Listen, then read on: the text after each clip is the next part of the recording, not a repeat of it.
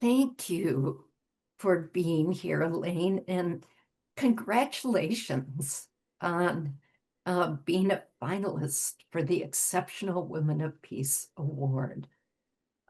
Your work is phenomenal, and we're so absolutely delighted to be able to learn more about you and your work. So to begin with, please tell us your name, your location, where do you live, and where do you do your work? Well, first of all, Tez, it's a great honor to be chosen as one of your exceptional women of peace. I am Elaine Parke from West Virginia, USA. However, my 12 monthly Habits of Peace journey actually began in Pennsylvania in 1993 when I founded the nonprofit All of Us Incorporated. All of Us is a global initiative that uses an organic monthly action system of 12 peace attributes to inspire individuals and communities to practice peace. They include values like kindness, generosity, gratitude, patience, conflict resolution, and of course, climate stewardship. You can see them here behind me on my background. Every month has its own color. In 2007, supported by Rotary, my work became international. I went to post-genocide Rwanda and Africa to teach my 12 peace habits to support Rwanda's then national motto, never again. Beautiful. So tell us a little bit more about that work and what difference it makes. Well, if you have 2 or 3 hours, but my work, the 12 monthly habits of peace and unity, began actually, Tez, as a vision back in 1987 when I was volunteering with at-risk youth. At the time, I was working as a vice president of marketing in corporations, and I had the ability then to influence millions of people with just a small staff. The contrast really lit a fire in me to use my expertise to expand my influence for good, from just helping one person at a time to reaching more. So, the vision, with the light and everything that I had, was that all over the world, we use months to divide our year into 12 30-day cycles, and that it takes about a month to build a habit. So I envisioned that each month could be focused on one of 12 peace messages that all together would build a habit forming pathway to peace.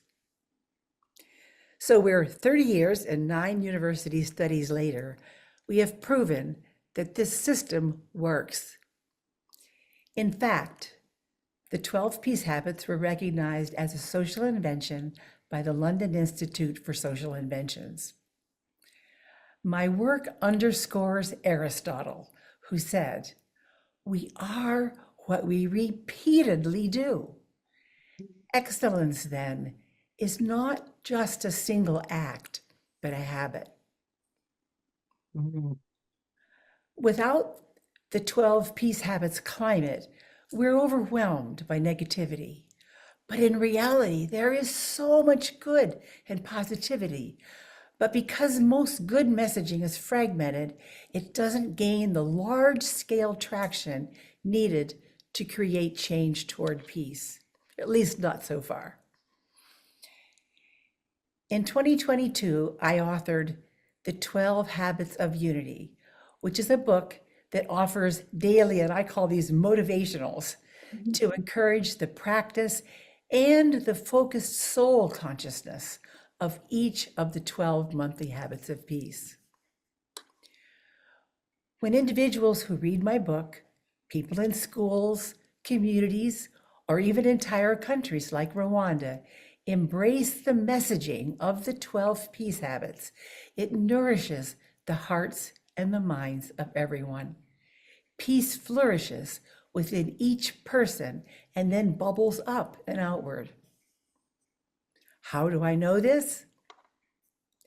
Because 9 studies over 30 years that investigated the influence of the 12 habits say so. In 2003, one study of 14,000 students and their communities was conducted by the University of Pittsburgh. It concluded that 85% of the students who'd been in the 12 habit climate for just a couple of years developed a more caring and respectful attitude toward others. Just think about that.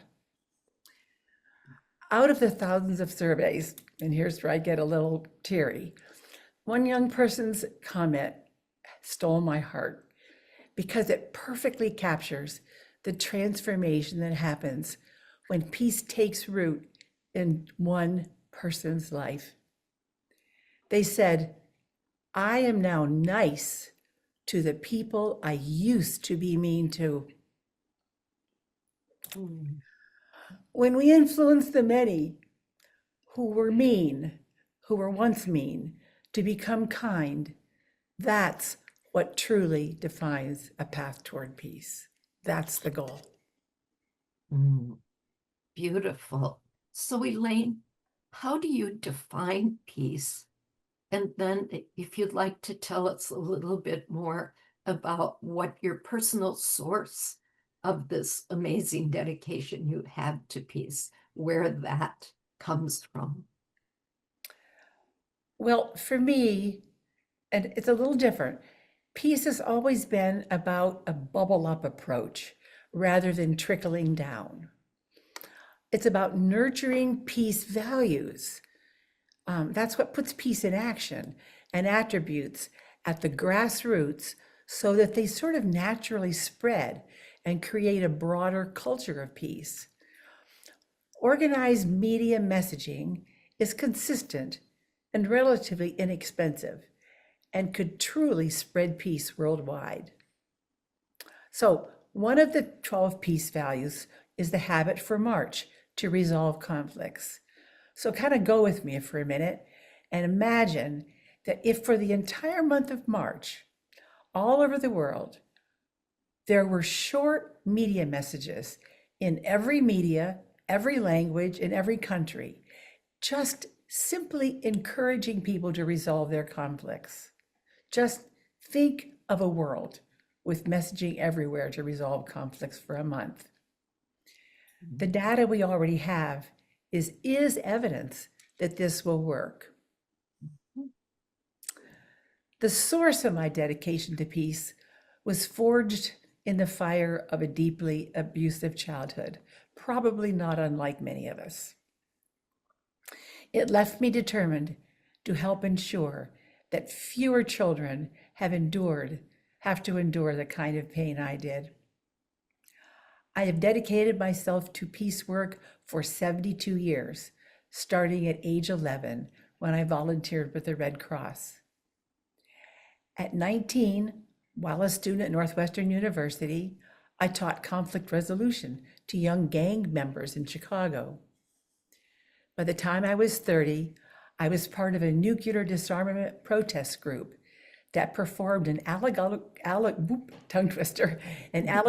play called Alice in Blunderland, satirizing the Cold War tension between Russia and the United States. Alongside 20 other families, we performed at the Capitol during the 1980 Zero Freeze rally in Washington, D.C., and in over 300 communities across northeastern United States. Wonderful.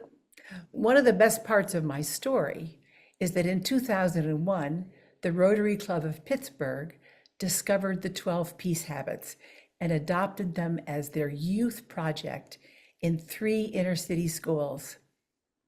Each month, and this was so fun, we provided colorful messaging materials like posters and bookmarks, and they went into the schools, and even pencils for the kids. And the Rotarians personally visited classrooms and shared the monthly message with the students. Then in 2006, at Rotary's International Conference, Rwandan Rotarians discovered the 12 peace habits and decided that they were just perfect to instill peace in post-genocide Rwandan youth. Mhm. Supported by the National Unity, and I always have trouble saying this, Reconciliation Commission, and by Rotary International, I went to Rwanda for 3 weeks to train headmasters. It was a great highlight of my life, bringing peace while surrounded by so much love and hope that shone through their pain. So, Elaine, there's so much of your work to be proud of. And what, if anything more, would you want others to know about you and your work for peace?